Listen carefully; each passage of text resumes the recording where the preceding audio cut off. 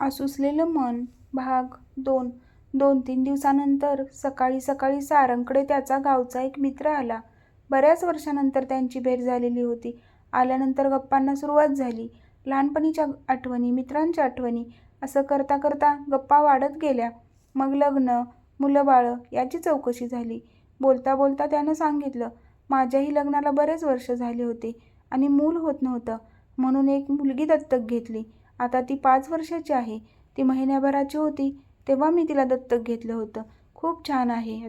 आता आम्हाला कुठल्याही गोष्टीची काहीच कमी वाटत नाही. मला बाबा म्हणून हाक मारते ना, तेव्हा आनंद गगनात मावेनासा होतो. तो बोलत होता. सारंग मात्र शांत झाला.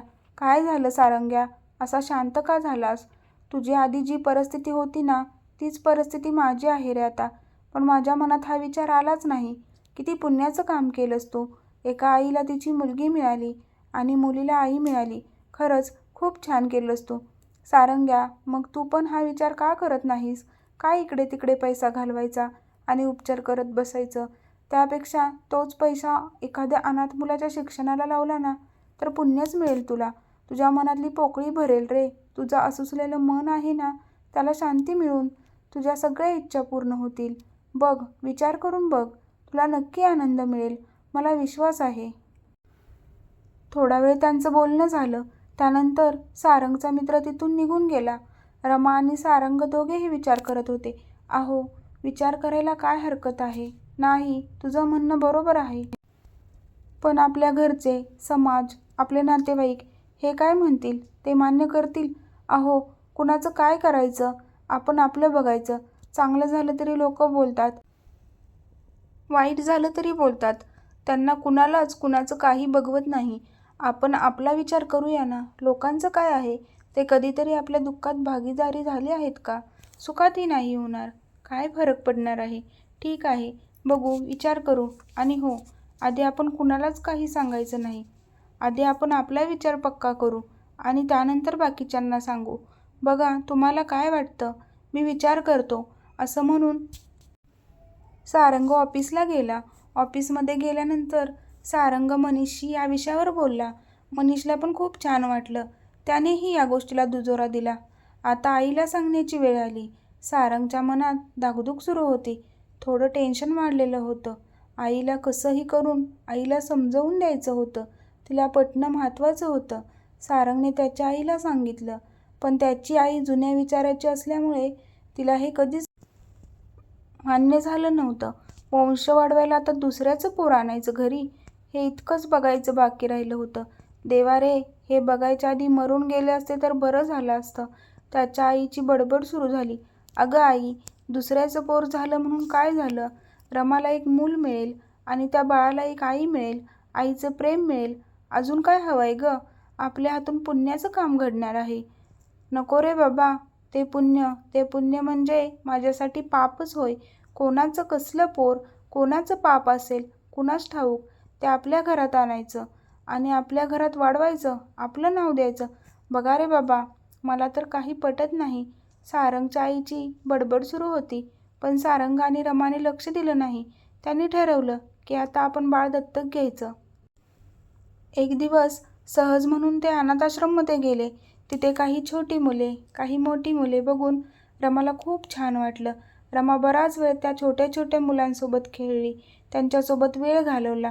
रमा आणि सारंग त्यांच्यासाठी काही खेळणी घेऊन गेले होते. ते त्यांना दिले. मुलांना खूप आनंद झाला. काही दिवसानंतर दिवाळी येणार होती, म्हणून रमाने अनाथाश्रममध्ये जेवढेही मुलं आहेत त्यांच्यासाठी काही ना काही भेटवस्तू घेतली. कुणाला कपडे, कुणासाठी पुस्तक, कुणासाठी काही खेळणी, असं बरंच काही वस्तू घेऊन रमा आणि सारंग अनाथाश्रमात गेले. रमा सगळ्यांना पुस्तकं वाटत असताना तिचं लक्ष अचानक बाजूला बसलेल्या एका मुलीकडे गेलं. रमाने तिच्याकडे आश्चर्यानं बघितलं. काही वेळाने रमा तिच्याजवळ जाऊन बसली. काय गं, अशी का बसलीस? तिने मान फिरवली. ती रमाशी बोललीच नाही. काय झालं बाळा, अशी का बसलीस तू? आता दिवाळी येणार आहे ना, पण माझ्याकडे तर नवीन कपडे नाही आहेत, फटाके पण नाही आहेत. मग मी कसं दिवाळी करणार? अगं, असं कसं? तुझ्याजवळ नवीन कपडे नाहीत, मी आणलेत ना तुझ्यासाठी नवीन कपडे आणि फटाके, ते पण मी तुझ्यासाठी घेऊन येणार आहे. हे बघ, तुझ्यासाठी नवीन फ्रॉक आणलाय. कसा आहे? तुम्ही मला देणार? हो, छान दिसतोय ना तुझ्या अंगावर? नाही, नको मला. का नको? कारण तुम्ही मला फ्रॉक द्याल आणि मग मला तुम्हाला पैसे द्यावे लागणार ना. माझ्याकडे पैसे नाही आहेत. मी तुम्हाला कुठून पैसे देऊ? अगं वेडाबाई, तुला कोणी सांगितलं? अगं, तुला मला पैसे द्यायचे नाही आहेत. हे माझ्याकडून तुला आहे दिवाळीचं गिफ्ट. खरंच तुम्ही मला देणार? हो गं बाळा. रमाने तिच्या डोक्यावरून हात फिरवला. तिला खूप आनंद झाला. त्या मुलीच्या चेहऱ्यावरचा आनंद बघून रमाला खूप समाधान वाटलं. रमा आणि सारंगने मनाशी गाठ बांधली की आपण मुलगी दत्तक घ्यायची. त्यांनी सगळे प्रयत्न केले, घरच्यांना समजवलं. आई तर तयार नव्हतीच, तरीही त्यांनी निश्चय केला होताच. त्यांनी अजून 1-2 अनाथाश्रम गाठले, सगळी माहिती मिळवली, सगळे कागदपत्र तयार केले. काही अनाथाश्रमाचे संस्थापक सारंगची आर्थिक परिस्थिती बघता त्यांना मुलगी दत्तक द्यायला तयार नव्हते. त्यासाठीही सारंगला बराच संघर्ष करावा लागला.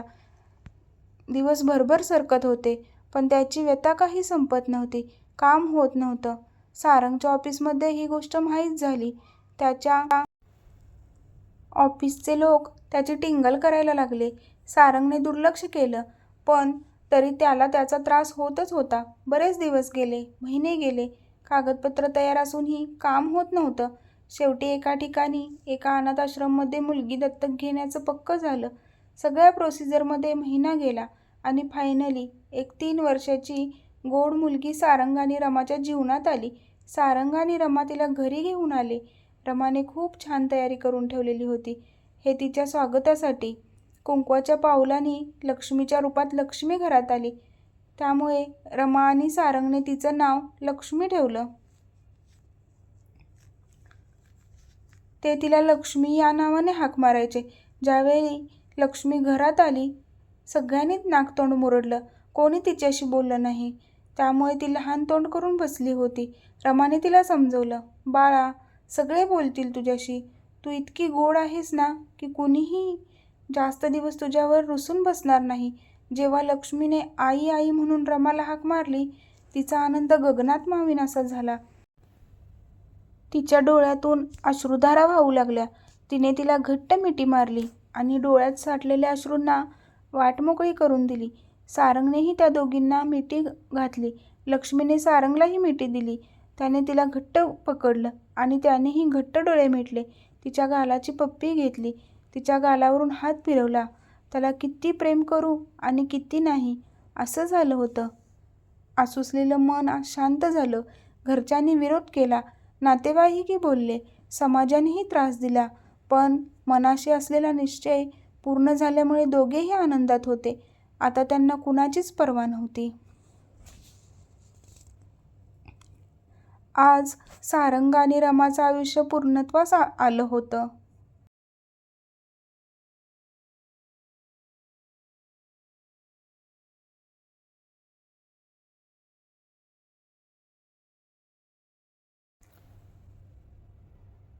समाप्त. आजही समाजात अशी कित्येक जोडपे आहेत ज्यांना मूल होत नाही. अनेक प्रयत्न करूनही यश मिळत नाही. यामुळे समाजाकडून त्या बाईला तर त्रास होतोच, पण पुरुषालाही देखील होतो. फरक इतकाच आहे की तो दाखवत नाही. म्हणून काही त्याच्या मनाची व्यथा कमी होत नाही. त्यालाही वाटतं आपण बाबा व्हावं, लहानसा जीव आपल्या आयुष्यात यावा. त्यालाही समाजाकडून त्रास होतोच. मग दवाखान्यात टेस्टसाठी पैसे खर्च करण्यापेक्षा जर असं मूल दत्तक घेतलं तर? खरंच खूप छान कल्पना आहे. एका अनाथ मुलाला नवीन आयुष्य मिळतं, आईबाबाचं प्रेम मिळतं. तुम्हाला काय वाटतं? प्रतिक्रियेद्वारे नक्की कळवा. धन्यवाद.